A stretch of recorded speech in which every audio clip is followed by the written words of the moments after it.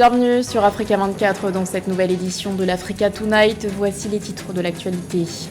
Le ton monte entre le Niger et la France. La junte accuse Paris de vouloir intervenir militairement après une manifestation devant l'ambassade de France. Le CNSP avait également mis en garde la CEDEAO et ses alliés contre toute intervention militaire à Niamey. Cérémonie de remise de la liste électorale au Gabon. Plus de 846 000 électeurs sont attendus aux urnes en vue des élections générales prévues le 26 août prochain. Et puis le bilan de la visite du président algérien Abdelmadjid Tebboune au Qatar, en Chine et en Turquie. Le chef de l'État est allé présenter aux investisseurs les potentialités économiques de son pays. Les détails à suivre dans ce journal. Mais tout d'abord, le Conseil national pour la sauvegarde de la patrie hausse le ton contre la France. Le CNSP a accusé l'État français de vouloir intervenir militairement au Niger. Une accusation qui intervient après une manifestation devant l'ambassade de France à Niamey. Les protestataires s'étaient réunis le 30 juillet pour exprimer leur soutien aux putschistes. Une manifestation qui a fait réagir l'Élysée. Le chef de l'État français Emmanuel Macron avait déclaré qu'aucune attaque contre la France et ses intérêts au Niger ne sera tolérée. Et alors que le président nigérien Mohamed Bazoum serait toujours détenu par la garde présidentielle, sa formation politique est montée au créneau contre la junte ce lundi. Le parti nigérien pour la démocratie et le socialisme a dénoncé les arrestations abusives de plusieurs ministres, dont celui du pétrole, Abassani Issoufou Mahamadou. Autre personnalité inscrite sur la liste des personnes arrêtées, le président du PNDS, Foumakoye Gado. Notons que le président de transition du Tchad, Mahamat Idriss Déby, est arrivé à Niamey le 30 juillet pour assurer la médiation. Il a notamment pu rencontrer le président déchu ainsi que les dirigeants du CNSP. La junte, qui rappelons-le, a fait l'objet de sanctions imposées par la CEDEAO. Lors d'un sommet spécial tenu le 30 juillet, l'organisation sous-régionale a décidé de geler les avoirs des responsables militaires impliqués dans la tentative de coup d'État. Avant la tenue de ce rendez-vous, la junte a aussi mis en garde l'organisation sous-régionale contre toute intervention militaire. Écoutons à ce propos le colonel Amadou Abdraman, porte-parole du CNSP. Malgré les dispositions prises par le CNSP pour un retour rapide à une situation normale, certains anciens dignitaires terrés dans des chancelleries en collaboration avec ces dernières sont dans une logique de confrontation en vue de l'extraction des autorités déchues. Cette attitude belliqueuse, dangereuse et périlleuse n'aura d'autre résultat que le massacre de la population nigérienne et le chaos. Aussi, le CNSP prend-il à témoin l'opinion nationale et internationale sur les conséquences qui découleront de toute intervention militaire étrangère. L'actualité nous emmène également au Sénégal où l'opposant Ousmane Sonko a été inculpé et placé sous mandat de dépôt. L'opposant était entendu par un juge d'instruction ce 31 juillet à Dakar. Il avait été interpellé le 27 du même mois à son domicile. Le leader du PASTEF est visé par une enquête pour divers chefs de délits et crimes. D'après le procureur de la République, il aurait, je cite, volé avec violence le téléphone portable d'une femme gendarme. Il est aussi accusé d'avoir divulgué sur les réseaux sociaux un message subversif dans lequel il demandait au peuple de se tenir prêt. Parallèlement, les autorités ont annoncé suspendre temporairement Internet à partir de ce lundi. Le motif invoqué, la diffusion de messages haineux et subversifs relayés sur les réseaux sociaux dans un contexte de menaces, de troubles à l'ordre public. Une explication donnée par Moussa Bokar Thiam, le ministre des Télécommunications et de l'économie numérique. Notons que les partisans d'Ousmane Sonko se sont depuis mobilisés pour protester contre son interpellation. Le 26 août prochain, les citoyens gabonais seront appelés aux urnes dans le cadre des élections présidentielles, législatives et locales. À quelques semaines de ces scrutins, le ministre de l'Intérieur, Lambert Noël Mata, a remis la liste électorale à Michel Stéphane Bonda, le président du Centre gabonais des élections. Le collège électoral s'élève désormais à plus de 846 000 électeurs. Samantha Saberou Saboumanga. Le ministre gabonais de l'Intérieur, Lambert Noël Mata, a rendu public le fichier électoral pour les élections générales du 26 août prochain. Pour la présidentielle au Gabon, 846 822 électeurs sont attendus aux urnes. C'est lors d'une cérémonie tenue le 30 juillet 2023 que le ministre de l'Intérieur a procédé à la remise officielle de la liste et du matériel électoral au président du Centre gabonais des élections, CGE. Le collège électoral, après ces différentes opérations, s'élève à 846 822 électeurs. 830 729 sur le territoire national et 16 093 électeurs à l'étranger. Les 158 120 nouveaux électeurs enregistrés représentent une hausse de 23%. Sur les 846 822 électeurs, 830 729 électeurs se trouvent sur le territoire national et 16 093 d'entre eux accompliront leur devoir civique à l'étranger. Le nombre de centres et de bureaux de vote s'établit à 2818 contre 2646 en 2018, soit une augmentation de 272 centres et bureaux de vote. C'est donc à ce rituel que nous sacrifions. Nous voulons indiquer que la révision de liste électorale s'est faite et qu'après cette révision, il y a une seconde qui était destinée principalement à la phase de réclamation, mais également aux primo-électeurs nés entre la fin de la première révision et la fin de cette phase de réclamation. Le processus débutera avec l'acheminement du matériel dans les différentes commissions provinciales. S'en suivra la phase de vérification de la liste électorale par le bureau du CGE. Selon le calendrier du Centre gabonais des élections, les élections générales, présidentielles, législatives et locales vont se dérouler le 26 août 2023 avec 19 candidats pour la présidentielle, dont le président sortant Ali Bongo Ondimba. Dans l'actualité également, la fermeture de l'espace aérien prolongé au Soudan, une information confirmée ce 31 juillet par l'autorité soudanaise de l'aviation civile. L'espace aérien sera donc fermé jusqu'au 15 août, exception faite pour les vols humanitaires et d'évacuation. C'est la 8e fois que cette mesure est prolongée, une directive qui intervient alors que les combats font toujours rage à Khartoum. Ce 30 juillet, les forces de soutien rapide ont bombardé une base militaire située dans le quartier d'Al-Shajara, au sud de la capitale. Depuis le 15 avril, le Soudan est le théâtre d'affrontements meurtriers entre l'armée dirigée par le général Abdel Fattah al-Burhan et les FSR du général Mohamed Hamdan Daglo. Des violences qui ont fait plus de 3900 morts selon l'ONG ACLED. À ces chiffres s'ajoutent également plus de 2 millions de déplacés internes selon l'Organisation internationale pour les migrations. L'ONU dénombre quant à elle environ 724 000 réfugiés. Quel bilan après le séjour du président algérien Abdelmadjid Tebboune au Qatar, en Chine et en Turquie? Le chef de l'État s'est rendu dans ces pays du 15 au 23 juillet en quête de partenariats stratégiques.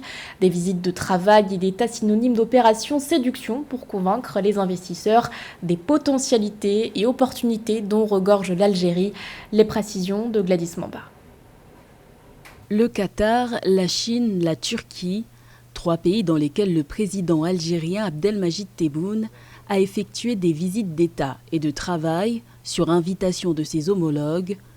Après 2 jours au Qatar, les 15 et 16 juillet, 5 en Chine, du 17 au 21 juillet, et 2 autres en Turquie, les 21 et 22 juillet, le chef de l'État algérien a présenté les prétentions de son pays, tout en invitant ses hôtes à venir découvrir les potentialités d'investissement en terre algérienne. Ce qu'on souhaite, c'est que l'Algérie devienne un hub dans ce domaine-là. Et je vous invite à venir en forte délégation, de voir pour quand se mettre d'accord sur beaucoup de choses. Ils doivent partir, même pour certains pays africains, pour certains pays voisins, en Algérie et en dehors de l'Algérie. On va travailler ensemble. Si pour vous installer, il n'y a aucun problème, ni pour le terrain, ni pour notre participation financière aussi au projet. L'essentiel, c'est d'arriver à moderniser toute l'économie, moderniser l'enseignement. Moderniser l'enseignement est l'une des priorités du président Abdelmajid Tebboune. Le chantier de la réforme du système éducatif a été ouvert dès son arrivée au pouvoir en 2019, avec l'objectif affiché de s'adapter au changement et à l'évolution technologique, en renforçant les partenariats stratégiques, notamment en matière de développement numérique. On a décidé qu'en Algérie, au plus tard, dans 2 ans, il n'y a plus de cartable, il n'y a plus de livres, il n'y a que les tablettes. Et ça va nous faire une économie de professeurs, puisque à partir de gens très bien formés, ils peuvent rentrer en contact et enseigner à distance. Et ça rentre exactement dans la politique que nous sommes en train de suivre actuellement. Ces visites au Qatar, en Chine et en Turquie ont abouti à la signature de plusieurs accords dans les domaines de l'éducation, de la culture, du commerce ou encore de l'énergie, des partenariats stratégiques qui confirment le retour de l'Algérie sur la scène internationale, voulu et orchestré depuis quelques années par le président Abdelmajid Tebboune. À l'issue du second sommet Russie-Afrique, les deux parties ont adopté un plan d'action pour la période 2023-2026. Le document comprend 181 points pour une coopération renforcée. Parmi les domaines ciblés, la politique et la sécurité. À ce propos, la formation des forces de l'ordre ou encore le partage d'informations sur les groupes terroristes sont notamment prévus. Fraternité Senga et Corigneoni. L'Afrique que nous voulons, selon l'agenda 2063 de l'Union africaine, est également appelée à se concrétiser grâce à la coopération russo-africaine ravivée avec la tenue du deuxième sommet Russie-Afrique. Pour la mise en œuvre de cette coopération, un document stratégique dénommé Plan d'action du Forum de partenariat Russie-Afrique pour 2023-2026 se propose en 181 points d'orienter les actions prioritaires pour le renforcement du partenariat dans l'intérêt mutuel des deux parties. Les domaines couverts par ce document stratégique intègrent la politique et la sécurité, adossés sur les instruments de l'Union africaine, les finances et l'agriculture, l'énergie, l'industrie, le transport, la science et la culture. L'Afrique que nous voulons est une Afrique économique et sociale, intégrée dans le reste du monde, avec une vision d'un grand marché numérique unique, avec moins d'obstacles dans le domaine du commerce et des investissements conformément aux objectifs de la ZLECAf. Jusqu'ici très opérationnelle, la coopération sécuritaire prévoit développer les contacts entre les hauts représentants qui supervisent les questions de sécurité pour échange d'informations sur la sécurité internationale afin de mieux faire face aux menaces contemporaines telles que le terrorisme, les crimes financiers et sur d'autres menaces impliquant l'utilisation d'armes chimiques, biologiques, radiologiques ou nucléaires.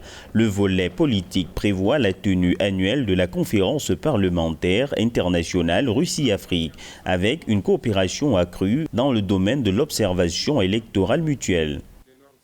Concernant la paix et la sécurité, la démocratie et l'état de droit, certes, nous apprécions l'esprit de certains de nos partenaires de ne pas s'immiscer dans les affaires internes des États. Toutefois, nous demandons leur accompagnement dans la lutte que nous menons contre les changements anticonstitutionnels, car ce qui se passe malheureusement dans nos continents ces dernières années ne profitera pas à aucun de nos partenaires. La coopération économique qui projette la mise en valeur des organisations régionales africaines va renforcer la coopération entre l'Union africaine et l'Union économique eurasienne, notamment par la prorogation et la poursuite de la mise en œuvre du protocole d'accord entre la Commission économique eurasienne et l'Union africaine dans le domaine de la coopération économique. Précisons que ce plan d'action élargit et complète les dispositions d'autres documents stratégiques, notamment également la déclaration du deuxième sommet Russie-Afrique sur la coopération dans le domaine de la sécurité internationale de l'information, de la déclaration du deuxième sommet Russie-Afrique sur le renforcement de la coopération dans le domaine de la lutte contre le terrorisme. Retour sur la célébration de la fête du trône au Maroc. Le roi Mohamed VI a célébré le 30 juillet ses 24 ans de règne. Pour l'occasion, le souverain s'est adressé à la nation. Un discours dans lequel il est notamment revenu sur les relations entre Rabat et Alger. Le souverain chérifien n'a en outre pas manqué l'occasion de vanter les prouesses enregistrées par le royaume ces dernières années. Les détails avec Eugène Chema. Les performances du Maroc sur le plan sportif, les succès engrangés à l'international pour l'adhésion des États à la solution marocaine pour le Sahara, les résultats du pays au niveau économique permettant au Maroc de se maintenir dans le top 5 des pays les plus riches du continent traduisent le sérieux du royaume, expression utilisée par le roi Mohamed VI le 29 juillet dans son discours à l'occasion du 24e anniversaire de son accession au trône. Le souverain exalte le génie marocain et appelle son peuple à franchir de nouveaux seuils sur la voie du progrès. Pour le roi Mohamed VI, l'organisation du mondial de football 2030 témoignerait de cette dynamique. De fait, chaque fois que la jeunesse marocaine a eu les moyens de donner la pleine mesure de son sérieux et de son patriotisme, elle a fasciné le monde par des performances d'un calibre inédit, à l'instar de l'exploit accompli par la sélection nationale à la dernière Coupe du monde de football. De l'aveu de tous, en interne comme à l'international, nos enfants ont offert de plus belles images de ferveur patriotique, d'unité et de cohésion familiale et populaire, et ils nous ont rendus particulièrement fiers, ainsi que l'ensemble du peuple marocain. C'est dans cet esprit que nous avons pris la décision de présenter avec nos amis d'Espagne et du Portugal une candidature commune pour l'organisation des phases finales de la Coupe du monde de football 2030. Ainsi, nous aspirons et corrélativement, nous œuvrons à ce que, sous tout rapport, cette édition inscrive sa marque dans l'histoire. À l'occasion de son discours au peuple le 29 juillet, le roi Mohamed VI a de nouveau appelé à de meilleures relations avec l'Algérie, pays voisin avec lequel la frontière est fermée depuis 1994 et les relations diplomatiques suspendues depuis décembre 2021 sous fond d'accusations de soutien présumé à des organisations indépendantistes. Depuis quelques mois, beaucoup demandent à savoir où en sont les relations entre le Maroc et l'Algérie. Ces relations sont stables. Nous aspirons néanmoins à ce qu'elles soient meilleures. À ce propos, nous rassurons nos frères en Algérie, leur direction et leur peuple qu'ils n'auraient jamais à craindre de la malveillance de la part du Maroc. Nous leur confirmons aussi tout le prix que nous attachons aux liens d'affection et d'amitié, aux échanges et aux interactions entre nos deux peuples. Nous prions le Très-Haut pour un retour à la normale et une réouverture des frontières entre nos deux pays voisins et nos deux peuples frères. Sur le plan intérieur, le roi Mohamed VI annonce l'entrée en vigueur en fin d'année 2023 de mesures de prestations sociales ciblées qui contribueront à l'amélioration des conditions de vie des millions de familles et d'enfants.